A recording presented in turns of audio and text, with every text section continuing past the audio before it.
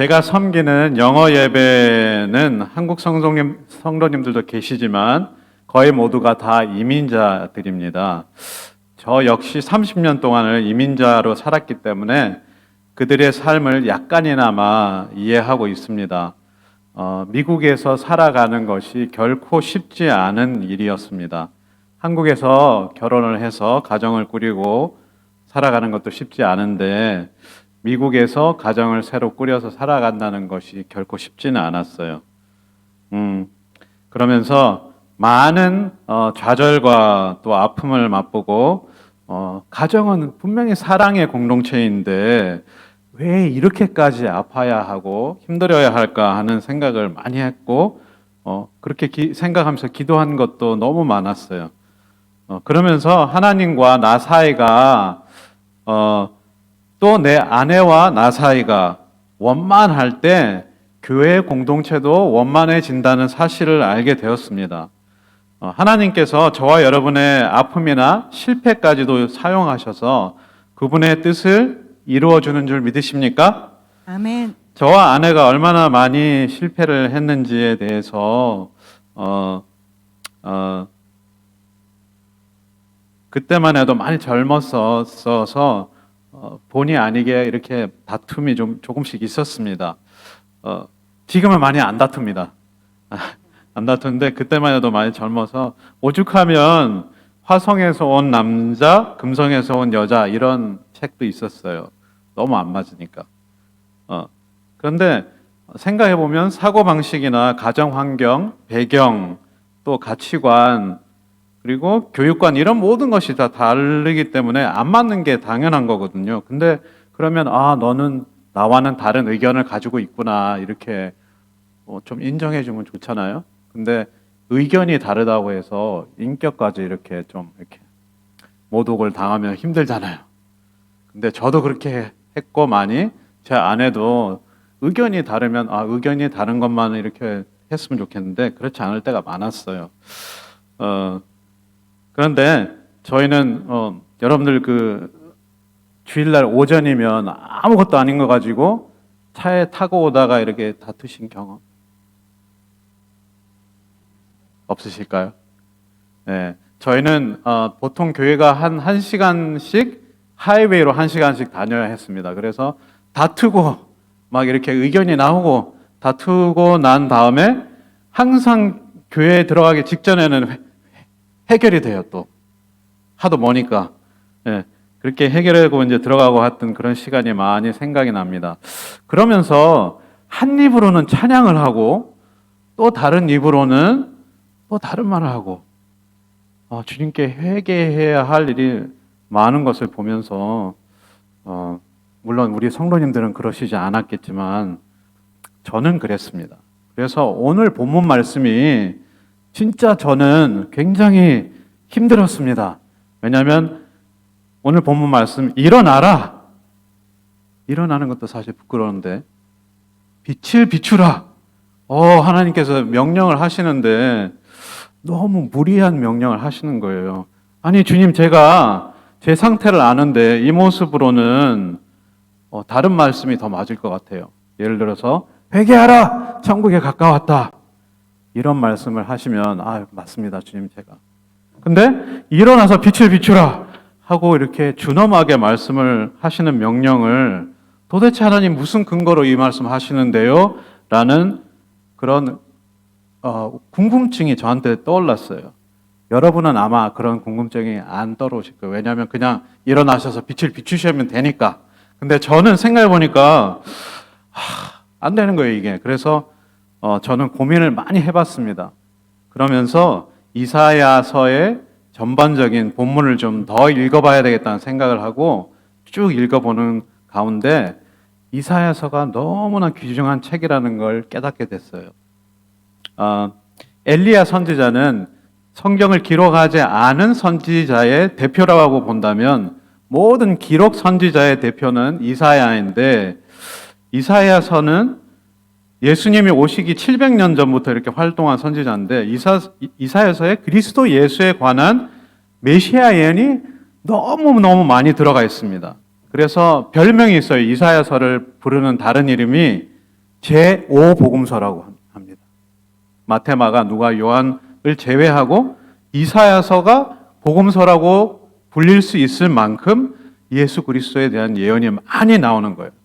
그래서 가령 53장에 고난받는 종에 관한 묘사하는 모습이 나오는데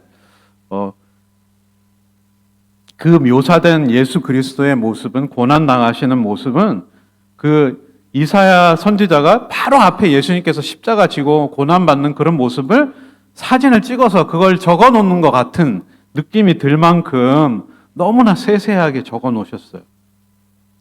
그래서 실제로 있었던 일인데요. 20세기 유대의 어느 집에서 소년이 이사야서 53장을 읽다가 아버지한테 물어봤습니다.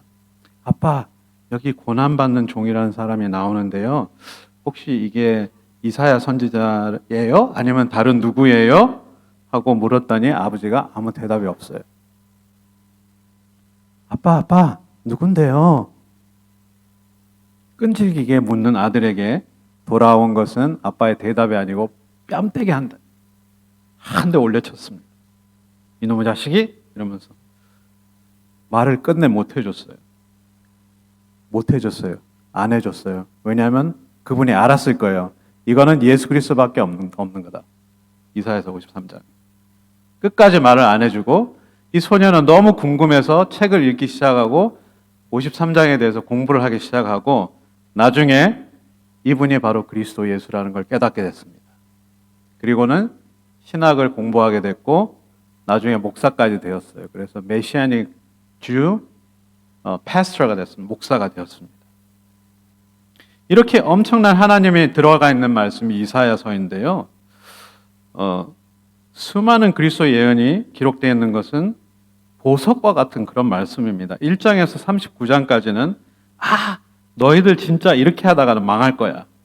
우상 숭배하고 약한 사람을 폭력으로 다스리고 정의도 없고 공의도 없어. 왜 내가 너희를 국민을 만들고 영토도 주고 법까지 줬는데 마음대로 사냐.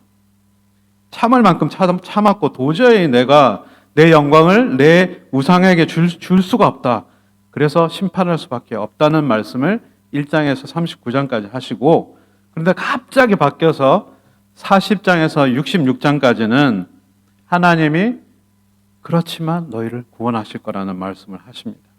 그래서 드디어 등장하는 본문이 오늘 60장 그 말씀입니다.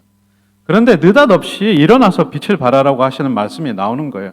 그래서 제가 고민을 하다가 이 모든 것을 공부를 하게 되었습니다. 그런데 하나님께서 이 60장을 들어가시기 전에 얼마나 사람이 정말 절망적인 존재고 그 말씀을 적을 당시에 유대인들이 얼마나 절망적인 상황인데 현재 나의 상태와도 별반 다르지 않는데 어째서 60장을 이렇게 일어나서 빛을 발하라고 하셨을까? 59장을 빨리 읽어봤어요.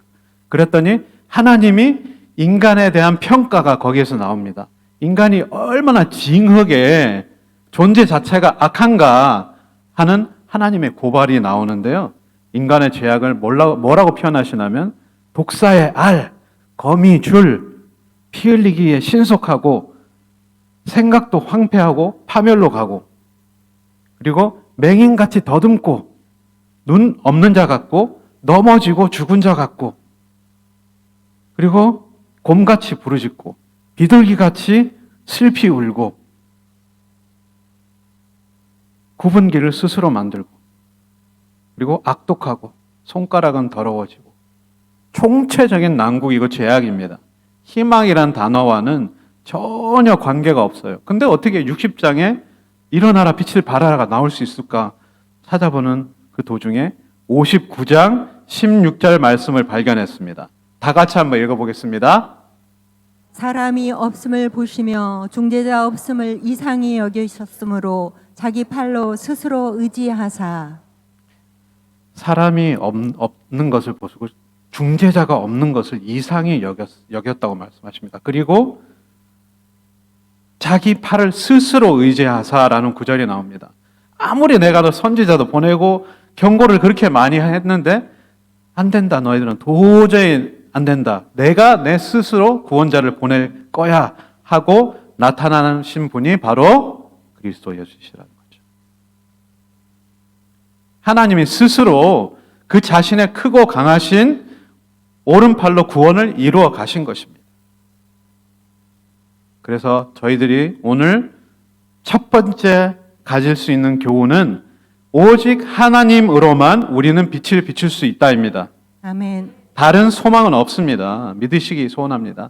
인간이 사탄의 거짓말을 쫓아 도덕주의로 선행을 행하면 구원 얻는다고 착각하고 거짓말합니다. 말도 안 됩니다. 그 어떤 선행조차도 위선에 불과한 것입니다. 일어나라 빛을 발하라 이렇게 할 수 있는 단 하나의 조건은 하나님의 영광이 이르렀다라고 하는 말씀입니다. 이 말씀은 그리스도 예수님의 구원이 영광에 이를 것에 대한 확실성을 나타냅니다. 하나님의 영광이 이를 것이다라고 future sentence, 그러니까 미래형으로 얘기해야 말이 맞거든요. 그런 빛이 일어날 것이다. 진짜 일어날 것이다 라고 말을 해야 되는데 이미 이르렀다고 얘기하십니다. 과거형이에요. 과거형. 그 말씀은 미래에 일어날 일을 과거형으로 표현했다는 것은 확실히 일어날 것에 대한 하나님의 말씀입니다. 이사야의 예언대로 그리스도 예수의 구원의 빛이 환히 비치고 있습니다. 예수 없이는 안 되는 것입니다. 여러분들 태양과 달의 차이점을 아시죠? 태양은 스스로 빛을 발할 수 있는 발광체고요. 달은 그 발광체의 빛을 받아서 반사하는 것밖에 없어요. 태양이 그리스도 예수시라면 저와 여러분은 달인 줄 믿으시기 바랍니다. 모든 사람들이 죄를 범하였음에 하나님의 영광이 이르지 못하는 상태가 저와 여러분인데, 근데 한 가지 소망이 있는 것은 그리스도 예수의 빛을 받아서 비출 수는 있는 거예요. 아멘. 소망을 저 위에서부터 찾으시는 저와 여러분 되시길 간절히 소원합니다. 아멘. 그 희망과 소망의 빛은 그리스도 예수 단 한 분밖에 없으십니다. 요한복음 1장 9절 말씀입니다. 한번 같이 읽으실까요? 참 빛, 곧 세상에 와서 각 사람에게 비추는 빛이 있었나니 그가 세상에 계셨으며 세상은 그로 말미암아 지은 바 되었으되 아멘. 라고 말씀하고 계십니다. 참 빛을 제대로 만나야 소망이 있는 것입니다. 사랑하는 산돌의 성도 여러분, 여러분은 확실히 그 빛을 만나셨나요? 누가 뭐래도 난 예수 그리스도의 빛이 들어와 있는 사람입니까? 아멘. 그리스도 예수를 구주로 믿는 여러분과 저는 아무리 연약하다 할지라도 빛의 자녀 되셨음을 믿으시길 간절히 소원합니다. 아멘. 우리가 우리를 볼 때는 정말 소망이 없습니다. 우리의 원수 마귀도 그 사실을 너무 잘 알기 때문에 우리의 자존감을 늘 낮추려고 노력합니다. 네가 진 게 뭔데? 무슨 사역자라고? 네가 무슨 직분자냐? 우리가 넘어지기를 기다려요. 그리고 넘어뜨린 후에 하나님의 영광을 훼손시키려고 하는 것이 마귀의 일입니다. 이때에 아니 나 자신 말고 하나님의 영광이 그리스도 예수로 이미 임했기 때문에 나는 괜찮아. 나는 하나님의 자녀야. 자녀의 권세를 가지고 있어. 이래봬도 하나님의 자녀라고 하고 물리치시는 저와 여러분 되기를 간절히 소원합니다. 아멘. 둘째로 이 세상에 아무런 희망도 소망도 없고 어두운 뿐임을 말씀하고 계셔요. 1절을 듣고 약간 희망이 생겼는데 2절을 다시 들으면 이제 소망이 다시 없어집니다. 보라, 어둠이 땅을 덮을 것이며 캄캄함이 만민을 가리려니와. See, the darkness covers the earth and the thick darkness is over the peoples. people에 s를 붙였습니다. 그 말은 사람들인데 모든 백성이 다. 듣기만 해도 스트레스 받고 생각만 해도 힘들어요. 세상은 그렇습니다. 그러니까 교회만이 유일한 희망입니다. 성도들이 모인 그곳, 예수 믿는 개개인의 가정, 가정들의 공동체인 목장, 그 목장들의 모임인 우리 산돌교회 전체, 그리고 모든 그리스도 예수의 교회만이 희망인 줄 믿으시기 바랍니다. 아멘. 여러분들을 믿지 않는 분들의 삶을 잘 몰라서 그렇지 얼마나 끔찍한 삶을 사는 사람들이 많은지 몰라요. 계속해서 일어나는 뉴스 보시면 부모가 자식을 뭐 어떻게 했다, 자식이 부모를, 부부가 어떻게 해서 뭐 어떻게 했다, 네, 그런 보도를 너무 많이 접합니다. 그리고 그 모든 것에 무분별하게 노출되어서 사는 것이 지금 저와 여러분이 살아가는 세상이에요. 그러니 2절 상반절만 보면 또 좌절합니다. 더 큰 좌절을 합니다. 그렇지만 후반절에 우리의 희망이 있어요. 오직 여호와께서 내 위에 임하실 것이며 그의 영광이 내 위에 나타나리니. 아멘. 아, 여호와께서 내 위에 임하셔야 하는구나. 그의 영광이 내 위에 나타나셔야만, 그리스도 예수의 빛이 우리 삶에 나타나셔야만 하는구나. 아멘. 도저히 다른 방법이 없구나. 이 세상에 모든 죄를 아무리 노력하고 연구하고 공부하고 없앨 수 있는 방법을 연구해 보지만 실패합니다. 죄 문제만큼은 누군가의 도움이 필요합니다. 그 도움을 구약 시대에는 짐승들의 희생의 피를 통해서 받았습니다. 하지만 그것도 그리스도 예수의 예표입니다. 그 수많은 양들과 소들의 죽음, 그 피, 그 모든 제사가 상징하는 것은 그리스도 예수의 십자가인 거 여러분들 잘 아시죠? 지금 이 시대에 하나님과 저희를 이어주는 단 하나의 희망과 구원은 그리스도 예수밖에 없는 것입니다. 아멘. 이 어두운 세상에 빛이신 그리스도 예수를 우리가 전해 주어야 합니다. 아멘. 하나님이 가장 기뻐하시는 것은 저 어둠 속에서 헤매는 자들에게 그리스도 예수를 주시는 것입니다.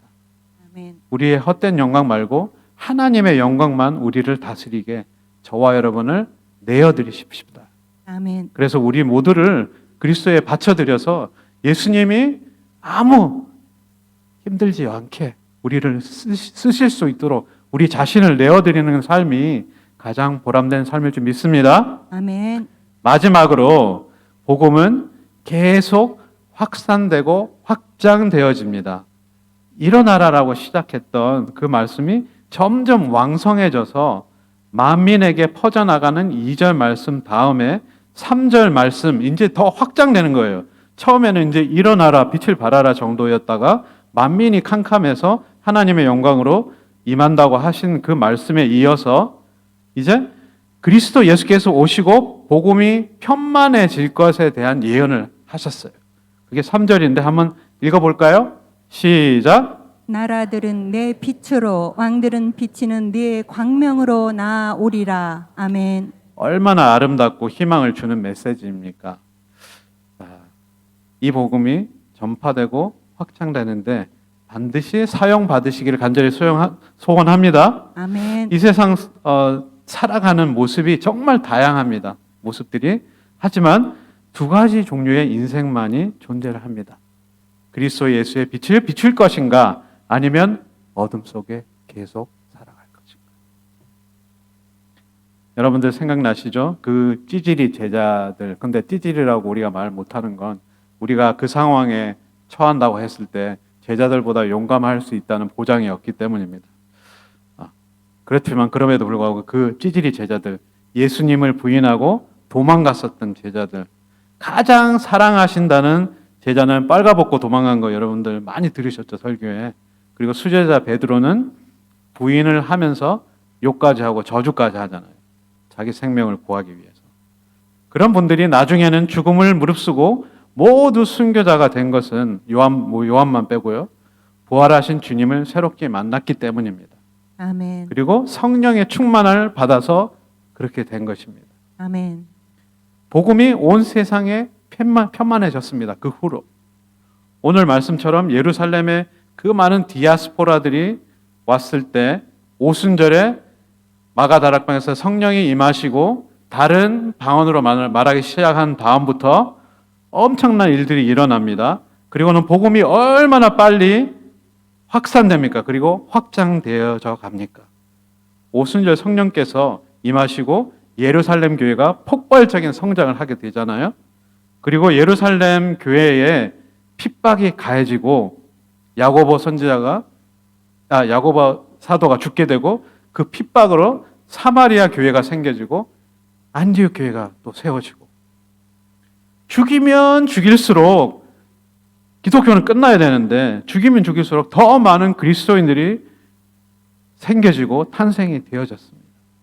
초대 교보들 중에 터툴리안이라는 분 여러분들 잘 아시죠? 그분이 한 말씀입니다. 교회는 순교자의 피를 먹고 자란다. 사도 바울에 의해서 확장된 이 거대한 복음의 물줄기는 로마 제국도 막을 수가 없었습니다. 그리고 시간이 흐르고 흘렀습니다. 로마 제국이 예수 그리스도를 핍박하는 그런 제국에서 예수 그리스도만 믿는 그런 제국이 되고 맙니다. 정말로 그런 일이 생겼잖아요. 그리고 유럽의 모든 나라들이 많은 왕들이 주 예수 그리스도 이름 앞에 진짜 무릎을 꿇는 일이 생겼잖아요. 그리고 시간과 복음은 흘러 저와 여러분께까지 와서 복음 없이는 살 수 없는 사람들이 너무 많아지게 되었어요. 한국에. 사실 생각해 보면 굉장히 이상한 일이에요. 일본이라는 나라는 현해탄만 건너면 있는데 가깝고도 먼 저 나라는 우리보다 훨씬 먼저 복음을 받아들였는데도 불구하고 아직까지 1%도 안 되는 그리스도인들이 있고 우리는 20%의 그리스도인들이 있습니다. 하나님이 하신 말씀은 반드시 이루어졌습니다. 예루살렘에 모든 열왕들이 모인다고 하신 그 말씀이 진짜 이루어졌습니다. 사랑하는 산돌교회 성도 여러분, 왜 이렇게 늦게까지 남아서 오후 예배까지 드리고 계십니까? 그것은 바로 복음을 전주 땅에 편만하게 퍼쳐나가게 하시라는 하나님의 계획이 아닐까요? 아멘. 이곳 따박골, 이곳저곳 아파트 주민 아직도 많이 있지 않습니까? 여러분이 복음 전하시지 않으면 그들이 들을 방법은 없습니다. 이단의 밥이 되어버린 수많은 대학생들 여러분들 아시잖아요. 20명의 대학생들이 있다면 그 중에 한 명이 신천지랍니다. 놀라시지 않는군요. 그것도 그 방송을 우리 기독교 방송에서 한 게 아니라 일반 방송에서 워낙 신천지가 이렇게 폐해가 속출을 하니까 일반 방송에서 그걸 해주더라고요. 신천지에 속한 대학생이 20명 중에 한 명은 신천지라는 사실을 우리 다 뺏겼잖아요. 우리 대학생들. 신천지만이 아닙니다. 그 외에도 수많은 이단들이 우리 젊은 아이들을 타겟으로 해서 다가가고 있습니다. 그렇게 된 것은 아마 우리가 목숨을 걸고 복음을 전하지 않는 것과 관계가 있지 않을까 싶습니다. 분명히 나라들과 열방 등이 그 빛에 나온다고 하셨는데 저와 여러분에게 하나님께서 주신 그 권세가 어마어마한 것인데 예수님으로부터 받은 그 권세가 엄청난 것인데 여러분들 여우가 자기 가는 데마다 다른 동물들이 막 이렇게 절을 하는 거예요. 그래서 내가 대단한 것보다 했더니 나중에 알고 보니까 누가 있었어요? 사자가 뒤에 있어서 사자한테 절한 건데 여우가 지한테 다른 동물들이 절한 줄 알고 마찬가지입니다. 그리스도 예수가 계시기 때문에 우리에게 왕들과 나라들이 오게 되는 것입니다. 아멘. 하나님이 예수 그리스도를 통해서 여러분과 제게 주신 이 권세를 충분히 사용하시고 반드시 사용하시고 하나님이 예언하신 그것을 볼 때까지 사용하시는 저와 여러분 되시기를 간절히 소원합니다. 아멘. 말씀을 맺겠습니다. 저희 집에 2개의 어항이 있습니다. 좀 보여주시겠어요? 예, 쟤네들은 좀 큰 아이들이고 어항이 작습니다. 저기 사진이 커 보여서 그런 거지. 또 하나 좀 보여주시겠어요? 예, 저거는 새끼들인데요. 아까 어미들이 있는 그 어항 속에 있는 부모들이 새끼가 없어지는 거예요. 자꾸. 왜 그런지 알아봤더니 구피는 자기 새끼들 먹는다면서요. 네, 낳고 먹고 이러니까 자꾸 없어져가지고 우리 새끼들을 따로 모아가지고 여기다 놨습니다. 그랬더니 개체수가 훨씬 많아졌어요. 근데 그 모습을 보고 제가 느낀 것이 아니 제 물고기도 생명을 놔두니까 새끼를 낳네. 그러면서 제 자신을 보게 됐습니다. 과연 내가 그리스도의 생명이 있는 삶을 살고 있을까? 빛된 삶을 살아가고 있다면 또 다른 생명을 낳아야지 정상 아닐까? 선교사며 목사라며 과연 나는 이 생명 살리는 일에 얼마나 올인했나? 이런 것을 제 자신에게 물어볼 수밖에 없었어요. 오늘 말씀만 봐도 일어났더니 주님께서 어둠이 가득한 이 세상에 세워주시고 그것도 모자라서 복음이 불같이 퍼져나가는 확산되어가는 충만해 가는 그 가운데 있게 하셨어요. 그 주인공들이 바로 여러분 한 분 한 분이시란 말씀입니다. 아멘. 여러분들에게 그리스도 예수가 비춰져 나갈 그때에 온 열방은 여러분께 오게 될 것입니다. 아멘. 온 열방의 모든 왕들이 그리스도 예수를 소유하신 여러분 앞에 오게 될 것입니다. 아멘. 저와 여러분은 영적 예루살렘입니다. 아멘. 그리스도 예수를 가지셨기 때문입니다. 이 예수를 우리 삶을 다해 열정을 가지고 섬기시는 귀하신 성도 여러분 되시기를 간절히 소원합니다. 아멘. 우리가 매일매일의 삶을 살아내는 그 직장에서 매일같이 대하는 우리 식구들의 삶 속에서 매일 스치는 전주 시민들의 삶 속에서 그리스도 예수를 멋지게 반사해 내시는 저와 여러분 되시기를 다시 한번 소원합니다.